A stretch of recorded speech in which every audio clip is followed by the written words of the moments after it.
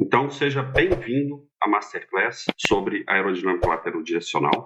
Primeiramente, eu queria agradecer o seu interesse por estar aqui para assistir essa aula, tá ok?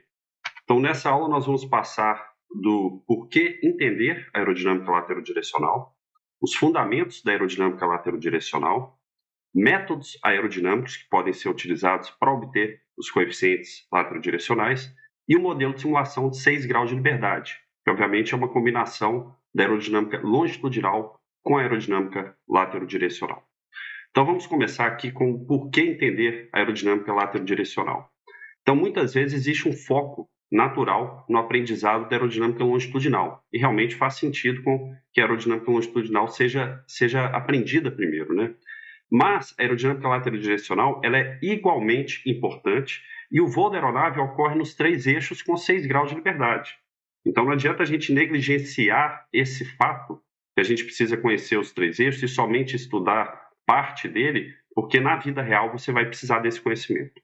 A estabilidade e controle lateral-direcional são fundamentais para todas as fases do voo e são dimensionantes em vários casos e afetam a capacidade operacional e competitiva da aeronave. Então, a gente vai ver alguns casos aqui de situações em que a aerodinâmica lateral-direcional, né, e a mecânica de voo associada a essa aerodinâmica são fundamentais.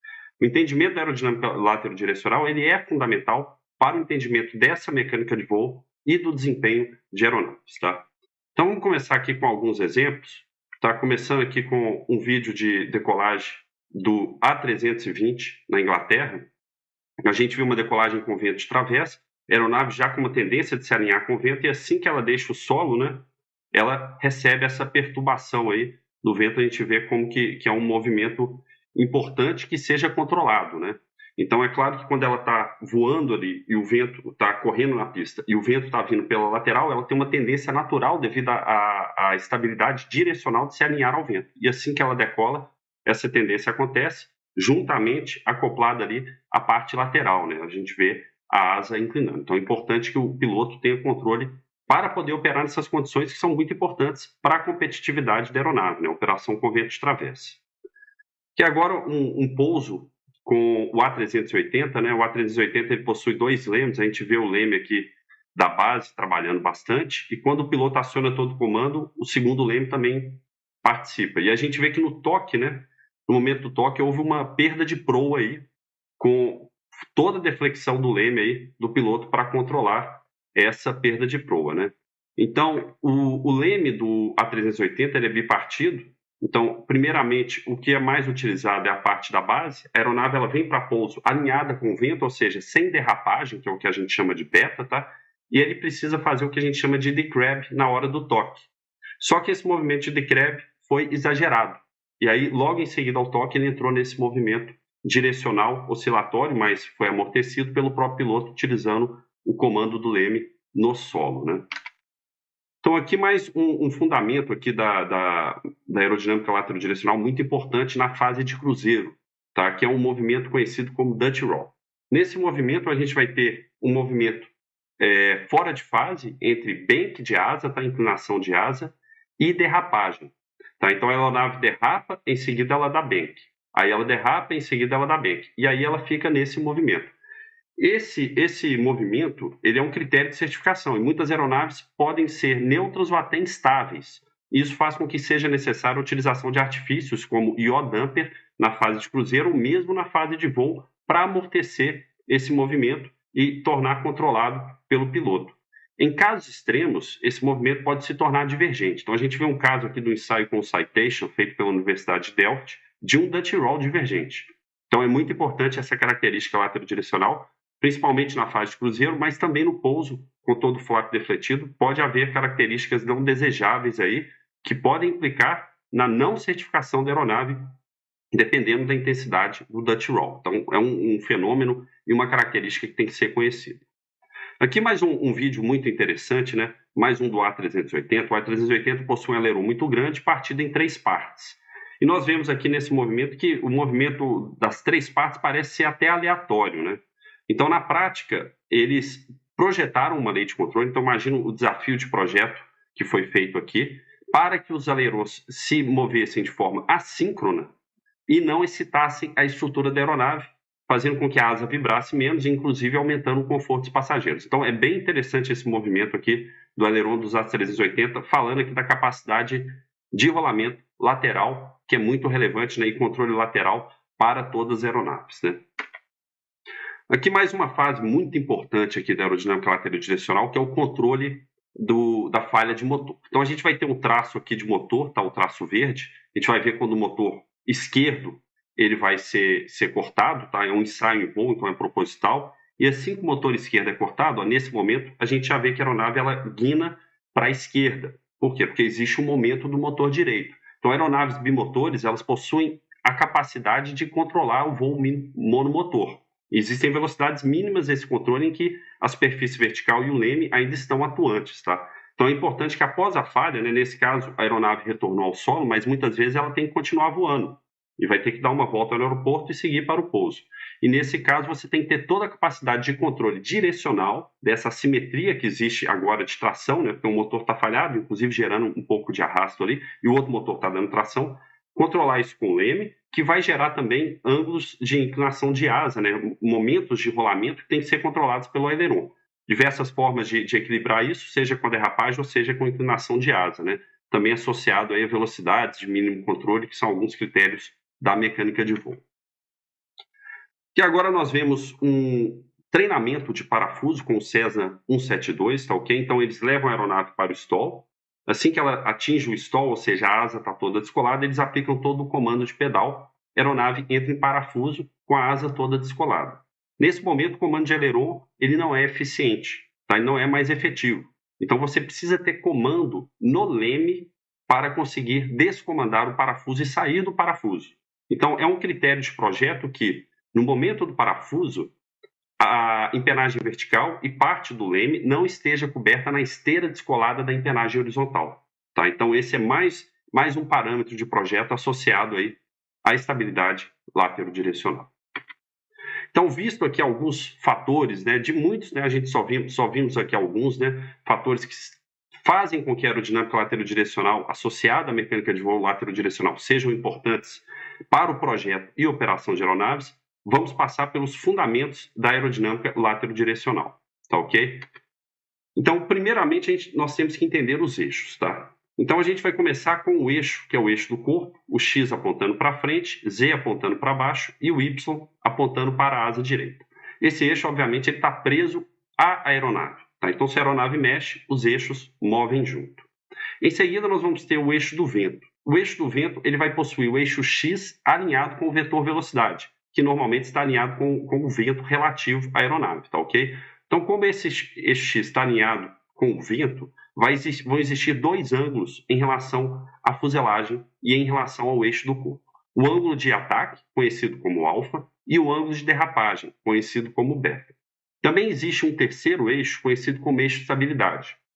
Ele vai possuir também o alinhamento com o vetor velocidade no eixo X, porém esse eixo X ele vai estar no plano da fuselagem, ou seja, ele vai estar no mesmo plano do eixo do corpo, porém com uma defasagem de ângulo de ataque. Então, do eixo do corpo para o eixo de estabilidade, existe uma diferença de alfa. Do eixo de estabilidade para o eixo do vento, existe uma diferença de beta. E do eixo do vento para o eixo do corpo, uma diferença de alfa e beta. E é muito importante conhecer como transpor as forças e momentos, né, ou os coeficientes, de um eixo para o outro. Por exemplo, nas equações de movimento, você vai fazer o somatório de forças no eixo do corpo. Então, você precisa saber essa transformação. Para a aerodinâmica, muitas vezes o eixo do vento é o mais relevante. E para o estudo de mecânica de voo, usualmente é utilizado o eixo de estabilidade. Então, esse é um eixo muito relevante. E é claro que em torno desse eixo nós vamos ter os coeficientes, né? Então, os coeficientes de força CD, coeficiente de arrasto, positivo para trás, apesar do X ser positivo para frente, o CY positivo para a direita e o CL positivo para cima, apesar do eixo Z ser positivo para baixo. Essa é uma convenção. Os momentos nós vamos ter o CL minúsculo, que eu estou nomeando aqui de CR, tá? Mas normalmente na literatura você encontra como CL minúsculo, para não confundir com o outro CL que estou nomeando ele de CR, que é o momento de rolamento em torno do eixo X, o CM, que é o momento de afagem em torno do eixo Y, e o CN, que é o momento de guinada em torno do eixo Z, sempre utilizando a regra da mão direita para ter um momento positivo. As velocidades angulares também vão seguir a mesma linha dos momentos, tá? Então, nós vamos ter P, a velocidade angular em torno do eixo X, Q, a velocidade angular em torno do eixo Y, ou seja, de momento de afagem, e o R, a velocidade angular em torno da guinada. Essas três velocidades, P, Q e R, são as utilizadas para derivadas dinâmicas. Então, quando a gente fala de estabilidade dinâmica, as derivadas P, Q e R, no caso da parte laterodirecional P e R, são fundamentais. Então, é necessário calcular, por exemplo, CNR, CNP, CRR, CRP e todas as demais derivadas laterodirecionais associadas a essas velocidades angulares. Para cada um dos eixos, nós vamos ter uma convenção de nomenclatura de coeficientes aerodinâmicos, sendo que a estabilidade vai utilizar a letra S, o eixo do vento a letra W, e o eixo do corpo vai utilizar F para os coeficientes de força, e aí o eixo, né, CFX, CFY e CFZ, e M para os coeficientes de momento, tá ok? Também existem outras convenções importantes. Por exemplo, o beta, que vai ser o ângulo de derrapagem, ele vai ser positivo quando vindo pela direita. Isso é importante porque a gente vai falar em seguida de estabilidade estática direcional e essa convenção ela é importante. E para a lateral também. Então, vento na orelha direita, só um jeito de gravar essa informação, né? Deflexão de comando positivo gera momento negativo. Ou seja, quando eu tiver um leme positivo, que é um leme defletido para a esquerda, pela definição aqui, eu vou acabar gerando um momento de CN negativo, ou seja, um sentido contrário desse CN positivo que é mostrado aqui. E o mesmo vai valer para o aileron. Nós não vamos detalhar aqui a definição do aileron, mas é utilizada também uma definição de aileron total, em que o aileron total positivo gera CR negativo. Essa definição do aileron, ela não é uma convenção entre todos os autores, tá? Então, aqui no caso, a gente vai utilizar o aileron total, mas eu não vou detalhar essa parte do aileron nesta aula aqui. Então, agora nós vamos falar de estabilidade estática, né? Então, primeiramente, o que é estabilidade? É a tendência de retornar ao ponto de equilíbrio após uma perturbação. Então, vamos imaginar aqui que a minha bolinha aqui está no vale. Eu perturbo a bolinha para cima, o que acontece em seguida? Ela desce, ela balança um pouco aqui e volta para o ponto de equilíbrio no centro, que é o que é mostrado aqui. O ponto de equilíbrio no centro, você levanta a bolinha, ela oscila um pouco e volta aqui para o centro. Isso é uma condição estaticamente estável. Existe uma tendência de retornar ao equilíbrio após a perturbação. No caso da condição estável, seria o exemplo da bolinha em cima de um morro. Se você perturbar essa bolinha, ela vai divergir e se afastar cada vez mais do ponto de equilíbrio. Então, isso seria uma condição estaticamente instável que é associada à tendência inicial. Quando a gente falar de estabilidade dinâmica, aí sim você vai ver a dependência do tempo, o que acontece com o tempo. Mas aqui, hoje, nós vamos tratar somente de estabilidade estática e não vamos falar da dinâmica, tá? E associada à laterodirecional seria o P e o R, tá? Essas duas velocidades angulares que ajudariam a definir a estabilidade dinâmica.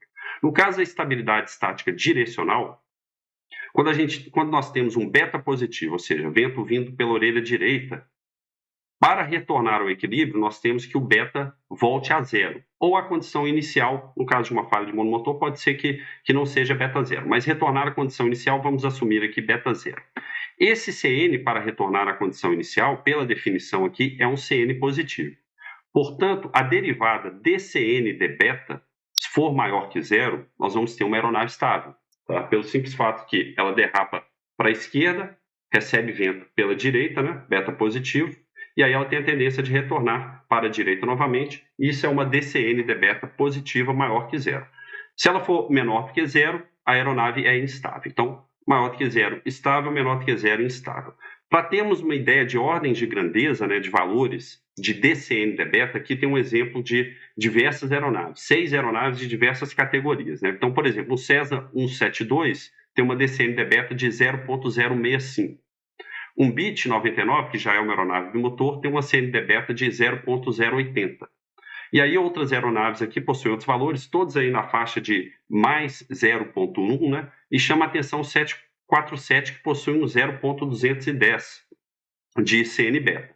Quando a aeronave ela é bimotora, ela precisa operacionalmente contrapor o momento da tração desbalanceada quando um dos motores está falhando. Então, normalmente, aeronaves bimotoras vão possuir maior estabilidade direcional para que elas possuam também a capacidade de controle direcional de uma falha monomotor. Agora vamos falar da estabilidade estática lateral. Tá? Então, quando a gente fala direcional, obviamente, nesse eixo aqui, lateral seria nesse eixo aqui. E a estabilidade lateral ela vai estar associada ao comportamento da aeronave quando ela derrapa. E também é conhecida como efeito Diedro. Tá? Então, vamos supor que a gente tem uma derrapagem de beta positivo. Tá? Então, derrapou para esse lado. Se a aeronave que derrapou para esse lado tiver a tendência de inclinar a asa para o mesmo lado que ela derrapou, então derrapou o nariz para a esquerda, inclinou a asa para a esquerda, ou seja, ela fez a curva no sentido contrário do comando do leme, né? Você comanda um leme para a esquerda e ela fez a curva para a esquerda, essa aeronave ela será lateralmente estável. Tá? Se for o contrário, né? Se você comandar, vou demonstrar mais uma vez, se você comandar para a esquerda e ela inclinar a asa para a direita, isso é lateralmente instável. Pela convenção de sinais, né, do CR, isso vai fazer com que a DCR de beta seja menor do que zero, vai tratar de uma aeronave estável, e uma DCR de beta maior do que zero, uma aeronave instável. Tá? Então, essa é a definição da estabilidade lateral. Alguns valores aqui de estabilidade lateral, a gente também, todos os valores negativos, né, as aeronaves são estáveis lateralmente, todos os valores também na faixa de menos 0,1, né? O César menos 0,089, o BIT menos 0,130, essa aeronave aqui, Marchetti, menos 0,110 e assim por diante. Então, valores parecidos de estabilidade lateral. E é claro que você quer ter uma estabilidade lateral positiva, ou seja, uma DCR de beta negativa, porém não muito estável. Se você tiver uma aeronave que, quando ela derrapa, ela inclina a asa demais, e numa situação que você precisa voar derrapado, por exemplo, no caso de uma falha monomotor, pode ser que você tenha que voar derrapado. Se você derrapar, pode ser que o ângulo, o momento gerado pela derrapagem lateralmente vai ser tão grande que você não tenha comando de aileron para controlar. Então, a estabilidade lateral tem um ponto ótimo. Você não quer nem muita estabilidade, nem pouca estabilidade. Então, por isso que a gente vê que algumas aeronaves, né, possuem diedros diferentes. A gente vai tratar do diedro um pouco mais para frente.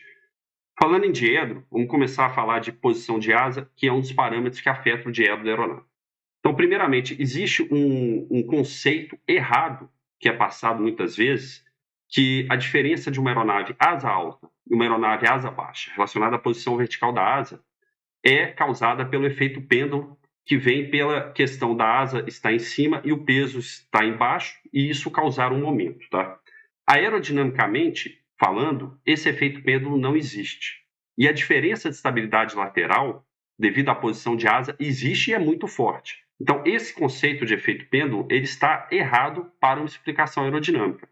A explicação aerodinâmica real de por que uma asa alta possui maior estabilidade lateral do que uma asa baixa, ela é dada pela variação de ângulo de ataque local causado pelo escoamento quando ele passa pela fuselagem. Então vamos entender isso aqui. Vamos imaginar uma condição de beta positivo.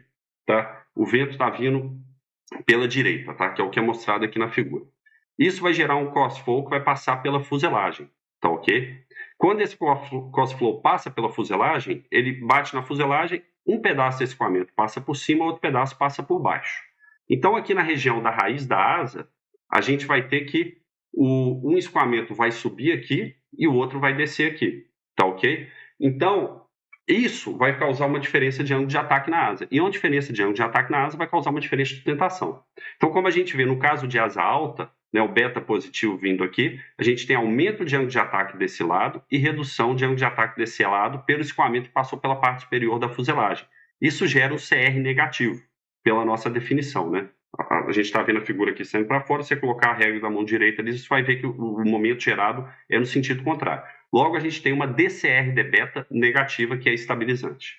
O oposto é válido para a condição de asa baixa. O escoamento passa por baixo da fuselagem, gera um ângulo de ataque local negativo nessa primeira parte, positivo nessa segunda parte, gerando um CR positivo. Ou seja, uma DCR de beta maior do que zero e logo desestabilizante, tá ok? Então, esse é o conceito real de posição de asa. A gente vê aqui agora assim, um exemplo interessante de como que isso afeta, e o diedro, né, que é um outro efeito muito relevante, não vamos tratar em detalhe aqui hoje, da estabilidade lateral, ele é o parâmetro de ajuste de projeto de aeronave. Então, nós temos aqui duas aeronaves da Piper, um PA-18 e um PA-25. Essas duas aeronaves, elas possuem a mesma asa. Tá? É um projeto que utiliza a mesma asa em duas aeronaves, uma aeronave asa alta, outra aeronave asa baixa. A aeronave asa alta, que é o PA-18, possui praticamente diedro nulo. Tá? E a gente sabe que quando você aumenta o diedro, você aumenta a estabilidade lateral. Tá? A aeronave PA-25 possui asa baixa, logo o efeito desestabilizante, devido àquela variação lá de ângulo de ataque causado pelo escoamento em torno da fuselagem, ela possui diedro positivo. Então aqui fica claro como que o diedro pode ser utilizado como um parâmetro de projeto para chegar na estabilidade lateral adequada. Vamos fazer então um experimento numérico aqui, utilizando o OpenVSP para o Cessna 72. Tá? Então nós temos um modelo aqui no OpenVSP, no Cessna 72, para ser rodado com métodos painéis. Para questões de simplificação e de entendimento e de estudo, eu simplifiquei a asa do Cessna 72 para uma asa retangular, tá? Com alongamento similar ao alongamento que ele já tinha mesmo, o Cessna 72, e nós vamos ter essa configuração aqui no OpenVSP. Primeira configuração, asa fuselagem, ou seja, eu estou removendo as empenagens dessa simulação numérica aqui, utilizando métodos painéis. Então, algumas características da asa, o perfil utilizado do Cessna 72, estou utilizando um número de elementos consideráveis, aí, 4.000 elementos na asa, 6.000 elementos na fuselagem, utilizando métodos painéis, que é um método potencial, logo não possui camada limite, mas esse é um efeito potencial que pode ser capturado pelo método dos painéis. Tá?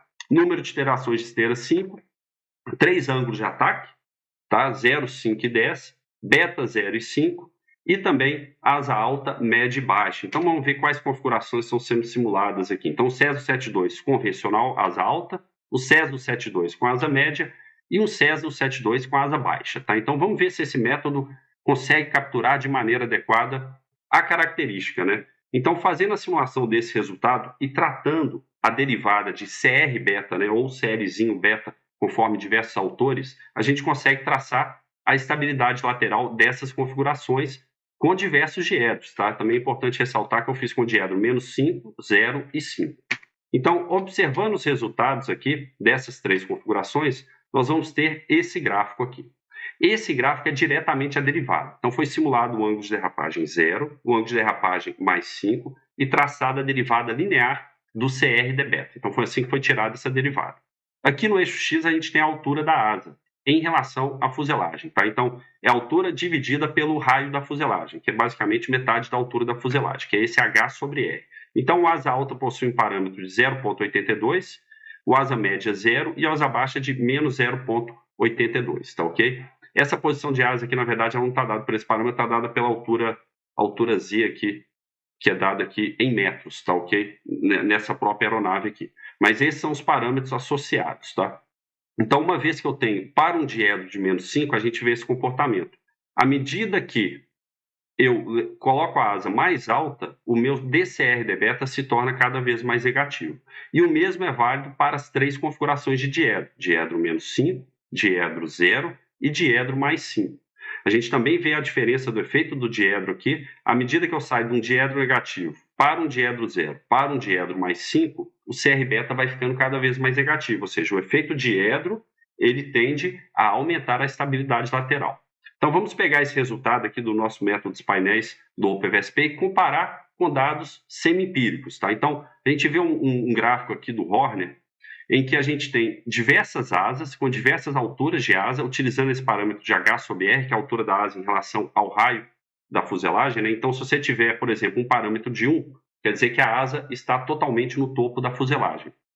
E aí nós temos esses dados aqui de CR beta. Vale ressaltar aqui que a conversão de sinais do Horner ela é oposta. Então, esse gráfico aqui, na verdade, é menos. Tá, okay? Então, é menos DCL de beta, o CL minúsculo que ele está utilizando aqui, que nós estamos chamando de CR. O valor numérico, ele está me dando valores de menos 0,06 e o experimental, né, associado ao semi-empírico aqui, de menos 0,046. Então, valores razoavelmente próximos. E o CR beta, mais 0,056, e o outro valor do experimental de mais 0,046. Então, valores razoavelmente próximos. A gente vê aqui o CR beta real da aeronave 172 de menos 0,089. Então, aí a ordem de grandeza está dada certa. Então, esse método ele serve para te indicar a tendência. Talvez não tenha precisão. Essa é uma grande discussão que a gente pode ter. Qual que é o método adequado para capturar as estabilidades, as derivadas de estabilidade laterodirecionais? Aí, qual que é a precisão dessa derivada? Então, aqui é um efeito potencial, então o método dos painéis ele é adequado. Né? Agora vamos passar para métodos aerodinâmicos. Então a gente já falou um pouco aqui de comparação de método numérico com método semi-empírico, também associado ao método experimental. Então os 3 grandes métodos utilizados vão ser o método experimental, que é basicamente pegar a aeronave e levar para um túnel de vento, né? E é claro que para uma estabilidade lateral-direcional você não pode ter uma meia fuselagem aqui, você precisa ter um modelo completo, né? O método semi-empírico e o método numérico, tá? Falando do método semi-empírico, as grandes vantagens do método semi-empírico é que ele é muito rápido após implementado e muito bom para ser utilizado em otimizações, porque você consegue rodar realmente uma interação de calcular todas as derivadas lateral-direcionais da aeronave em milissegundos, tá ok? Ele vai ter sempre resultados com a tendência física correta e as incertezas desses métodos são da ordem de 10 a 20%. As desvantagens é que eles não podem ser utilizados fora do envelope de validade, eles não são aplicáveis a aeronaves com configurações diferentes, então se tem uma configuração nova, inovadora, os métodos não vão funcionar, porque eles são baseados em configurações usuais. E a precisão ele é baixa para a fase de detalhamento. Então, na fase de detalhamento, quando você está indo para o cálculo final da aeronave, para fazer o simulador de voo que vai ser utilizado para a campanha de ensaio em voo, é importante que você tenha aí dados já de ensaio em túnel, tá? Com relação ao método numérico, existem diversas metodologias. Passando aqui da baixa fidelidade, linha sustentadora de Prant, né, a mais básica possível, indo para o Vortex Lattice, que já passa a utilizar painéis ao longo da corda, né, a linha sustentadora é somente uma linha, indo para o método dos painéis. Quem conhece lá o X-Foil é o mesmo método utilizado lá pelo X-Foil, o método dos painéis, foi o método que a gente simulou aqui, o CES 72, chegando no CFD-RANS. Esses três métodos eles são potenciais. Existem correções de camada limite que podem tornar esses métodos quase não potencial. Tá? Você consegue fazer alguma correção de tal maneira que ele considere a camada limite. Mas, usualmente, eles são potenciais, o que quer dizer que não considera efeito de camada limite. Então, não vai ter descolamento, não vai ter fricção e outros efeitos associados a isso. Mas são métodos que servem, são muito bons para capturar efeitos que são potenciais. Então, a gente vê aqui, inclusive, dois modelos numa aeronave conhecida como CRM, é o CRM da NASA, tá? Uma aeronave de estudo moderna, que é muito similar ao 777, e essa aeronave é o CRM-PEA, o CRM do Portal de Engenharia Aeronáutica, que foi simulado aqui com o Vortex Lattice na asa, tá? Utilizando aqui o XFLR5 e o método dos painéis na fuselagem. Aqui um outro método dos painéis sendo aplicado utilizando o OpenVSP, a gente vê até alguns resultados aqui de visualização de escoamento, bastante painéis nessa aeronave CRM-PEA aqui, para a simulação também das características laterodirecionais do CRM-PEA. Esses métodos eles podem ser adequados dependendo da fase de desenvolvimento do projeto e dependendo do objetivo da utilização. Se você quer fazer uma otimização, esses são os métodos adequados. O método de CFD ele vai ser muito demorado para colocar no ciclo de otimização de uma aeronave completa. Você consegue fazer otimização, mas possivelmente parcial. Ele vai demorar horas para rodar, enquanto esse cara aqui vai demorar segundos para rodar. Mas se você precisa de maior fidelidade, capturar efeitos não potenciais, os efeitos viscosos, né, você vai precisar utilizar um CFD RANS ou mesmo partir para um CFD não estacionário, diversas outras metodologias que existem aí, como o LES e outras que estão surgindo e já estão em uso, que resolvem o escoamento em função do tempo. O RANS ele vai fazer uma média, tá, em função do tempo, e esses caras aqui, eles não têm essa ponderação com o tempo, eles são simplesmente, realmente não tem essa dependência com o tempo, porque são métodos potenciais e não existe essa alternância aí do escoamento que acontece na vida real, e aí é aí que o CFD não estacionário poderia se tornar interessante. Então, todas as metodologias têm a sua aplicação, inclusive a linha sustentadora. Só que você tem que saber quando utilizar cada uma delas. Tem hora que a linha sustentadora é mais adequada que o CFD RANS. E tem hora que o Vortex Lattice e o método painéis são mais adequados. E tem momentos que o CFD RANS é a metodologia para ser utilizada. Em alguns momentos lá para frente, você vai precisar de um túnel de vento, ou mesmo no começo do projeto, métodos semi-empíricos. Então é importante conhecer as metodologias, entender as limitações e a aplicação de cada uma delas, tá ok? Bom, agora vamos passar para o modelo de simulação de 6 graus de liberdade. Então, por que modelar e simular uma aeronave? Né? Essa é a primeira pergunta. Né? Primeiro, avaliar a viabilidade de conceitos de aeronaves, dimensionar a aeronave, projetar e testar sistemas, leis de controle, piloto automático, sistemas autônomos e demais outros sistemas que envolvem o controle e a mecânica de voo da aeronave. Antecipar problemas, preparar para ensaios em voo, apoio à certificação de aeronaves, tá? Redução da quantidade de voos necessárias. Isso aqui é muito importante, tá? Hoje em dia está crescendo bastante essa ideia de fazer certificação utilizando modelagem, utilizando modelos de simulação. E quando você faz um modelo de simulação, o custo envolvido das simulações é infinitamente mais barato do que você ir lá e realmente voar a aeronave.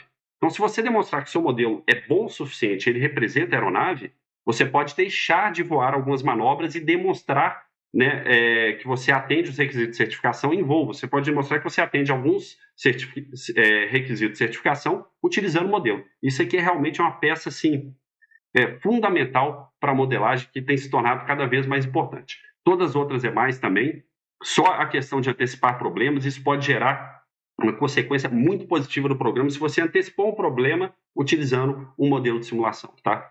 Desenvolver o simulador de treinamento de pilotos. Isso é muito importante. Treinar um piloto numa aeronave real é muito caro, obviamente você precisa de simuladores de voo para poder efetuar esse treinamento, tá ok?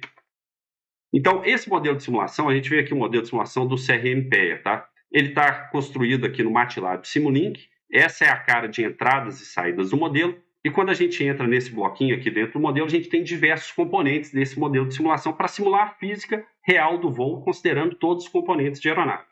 Quais são esses componentes? Primeiramente, as equações de movimento. Depois, o banco de dados aerodinâmico, né, que é essencial e possivelmente a parte mais complexa do desenvolvimento desse modelo de simulação. A parte de propulsão, também tem um modelo de tração aqui dentro desse modelo. Propriedades de massa, então, questão de CG, peso, inércia da aeronave. A parte de atmosfera, então, modelagem da atmosfera padrão, né, as características variam com altitude, temperatura e umidade. E também modelagem de turbulência, tá, para que você possa exercitar como que a sua aeronave se comporta com turbulência, né. A gente vai ter aqui também os ângulos e velocidades. Os atuadores, né, vão estar comandando as superfícies. Em algumas aeronaves vai ser sistema mecânico, então você precisa modelar realmente os cabos da aeronave, a elasticidade dos cabos, o atrito relacionado a esses cabos, e a parte de sensores que vão estar alimentando a sua aeronave, principalmente se ela possui um sistema de lei de controle, essa parte de sensores é muito relevante. Quando a gente fala de banco de dados aerodinâmicos, né, o banco de dados aerodinâmicos ele vai ser composto por um breakdown, tá? Ou seja, por uma quebra de efeitos. Então, nós vamos separar a aeronave em diversos coeficientes e diversos efeitos. E nós vamos ter a aeronave básica, por exemplo, asa, fuselagem, pilone na série, aqui utilizando essa nomenclatura aqui, WBPN. E aí, em cima dessa configuração básica, que vai depender, obviamente, do ângulo de ataque, do ângulo de derrapagem, alfa e beta, das velocidades angulares também, PQR, você vai colocar o downwash da empenagem horizontal, os efeitos da empenagem horizontal, a parte dinâmica, o profundor, tudo isso também em função do flap e do MAC, tá? E aí, quando a gente trata de... Essa seria a parte relacionada à aerodinâmica longitudinal, e aqui a gente tem a parte relacionada à aerodinâmica laterodirecional, que seria o efeito da empenagem vertical, o efeito do leme, o efeito do aileron e o efeito do spoiler.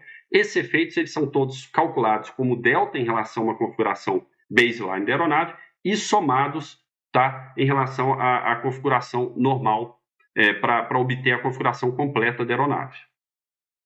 De posse de um modelo de simulação, você pode fazer a simulação, inclusive, num desktop, que seria o conhecido simulador desktop. Então, simplesmente com um notebook, um modelo MATLAB aqui, e um joystick, você consegue fazer isso. Então, vamos dar uma olhada aqui, inclusive, nessa parte do modelo do CRM-PEA. Eu estou fazendo aqui uma excitação com leme no joystick, e aqui nós temos todos os parâmetros de voo da aeronave, tá? Inclusive um painel de controle, e eu excitei aqui nessa parte dessa simulação o Dutch Roll da aeronave, então aquele movimento defasado de ângulo de asa e de derrapagem, tá? Então, isso foi excitado aqui nessa simulação, e é o modelo do CRM-PEA aqui funcionando e já podendo ser atuado aí com o comando de piloto, né, para fazer diversas demonstrações, inclusive a parte longitudinal. É um modelo com 6 graus de liberdade, então já tem uma boa fidelidade, já dá para simular bastante coisa aqui com esse modelo, tá?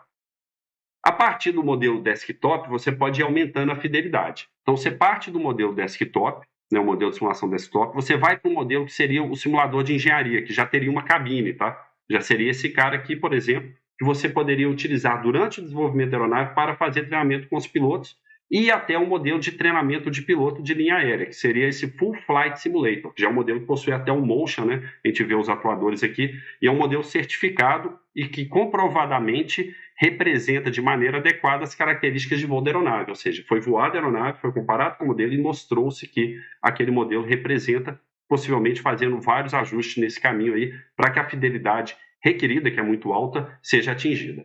Então, dentro das diversas partes, vão ter simulações desktops, que você não tem, ainda não é um simulador, é só simulação offline, você simula manobras, pode simular tudo com dados de entrada. O simulador desktop, que seria já com o joystick, tá? Foi essa demonstração que a gente fez ali com o modelo de CRM-PEA.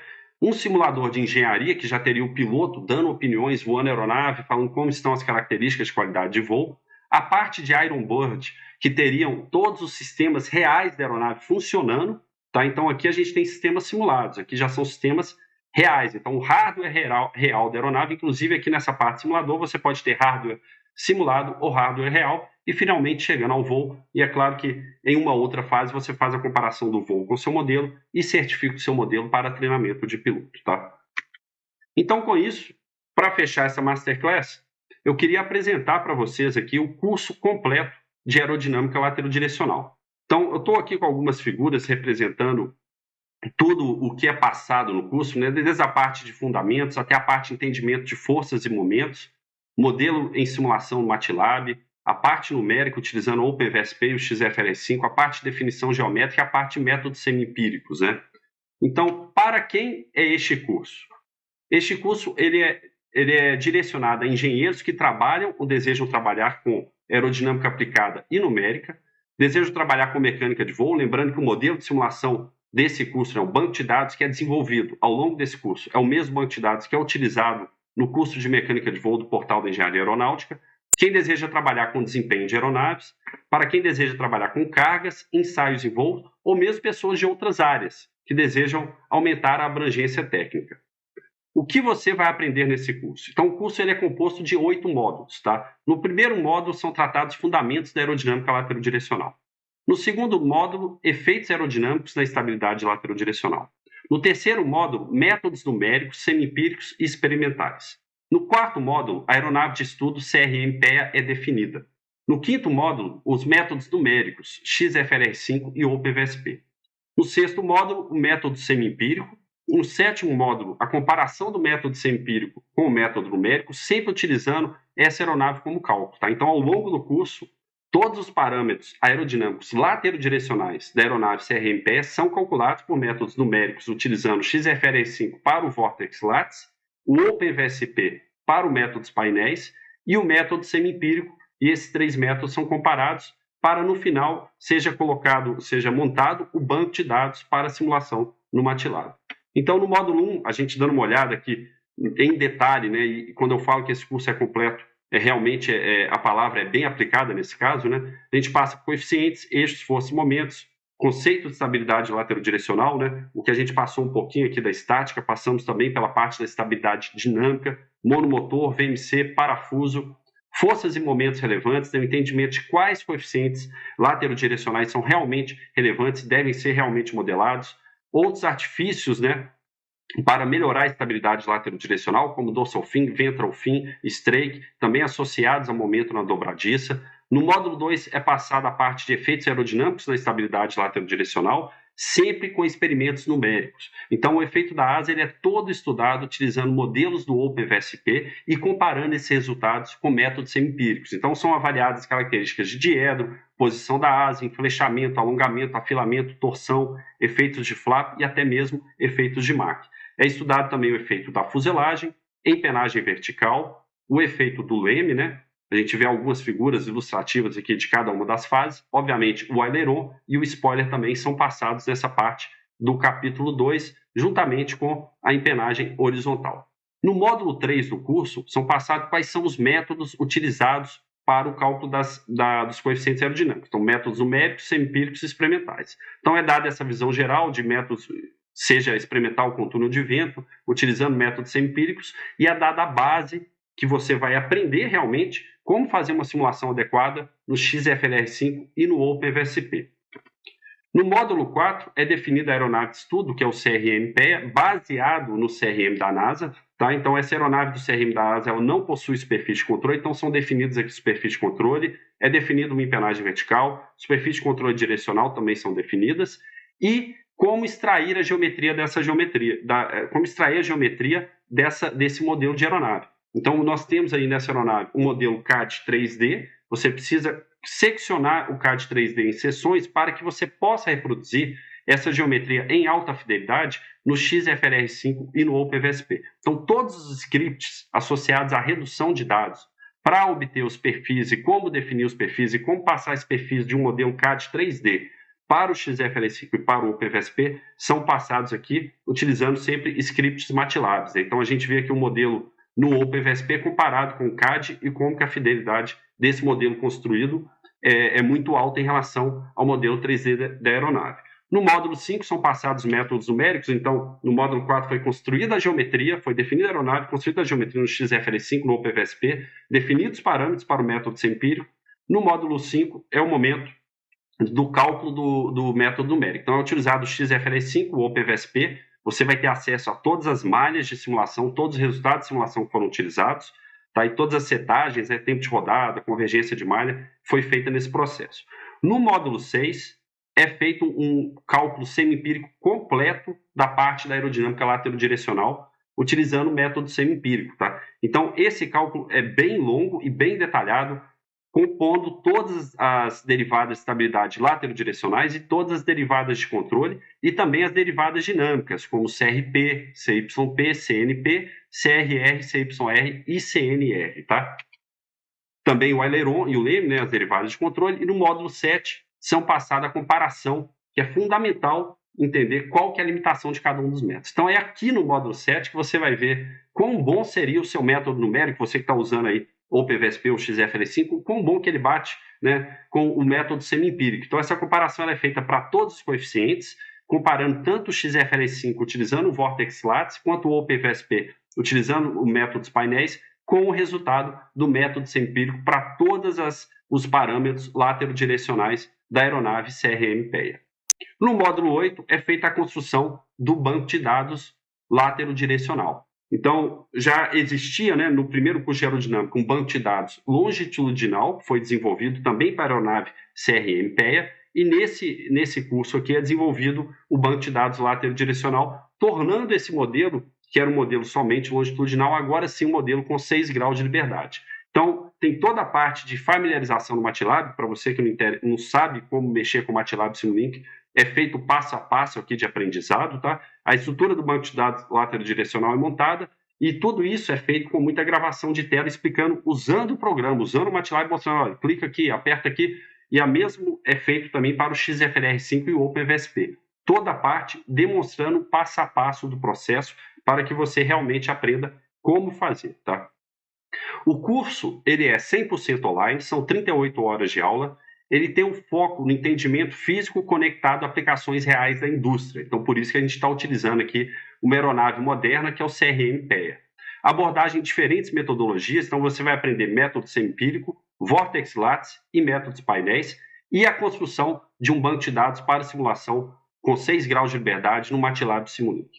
O material didático disponibilizado nesse curso vai ser a apostila do curso, os modelos CADs, tanto 3D quanto CAD 2D, script de tratamento de dados MATLAB, tanto para tratar a geometria quanto para tratar resultados do XFLR5 e do OpenVSP, modelos de simulação do XFLR5 e do OpenVSP, planilhas de cálculo, e a grande planilha de cálculo do método empírico completo da parte laterodirecional, e o banco de dados aerodinâmico em MATLAB Simulink. Então, você também vai receber esse banco de dados completo. Vai ter suporte do professor para dúvidas durante todo o período. Você vai ter acesso ao curso por 1 ano e vai ter um certificado de conclusão desse curso. Para quem é esse curso, Eu ainda não cursei aerodinâmica. Vou conseguir acompanhar o curso? Sim.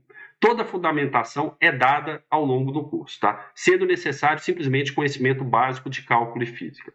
Outra dúvida comum, O primeiro curso de aerodinâmica aplicada, onde você trata de aerodinâmica longitudinal e dos fundamentos da aerodinâmica. É pré-requisito para fazer este curso? Não. Este curso é focado na aerodinâmica laterodirecional. E toda a base necessária para o entendimento visto ao longo do curso é passada durante o curso, tá?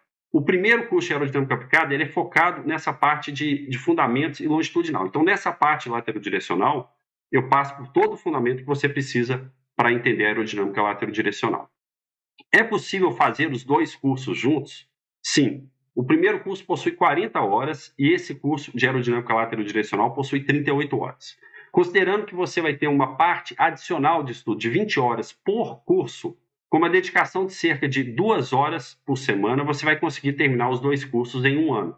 Se por acaso você for mais dedicado e fizer 4 horas por semana, você terminaria os 2 cursos em 7 meses. Então, se você tem interesse nesse curso, realmente é um curso que está muito bem feito. Eu dediquei bastante para fazer um curso com a qualidade primordial para vocês. Então, olhe os links aqui embaixo do curso e, havendo qualquer dúvida, entre em contato. Então, eu desejo a vocês bons estudos e obrigado por participar aqui da Masterclass da Aerodinâmica Laterodirecional.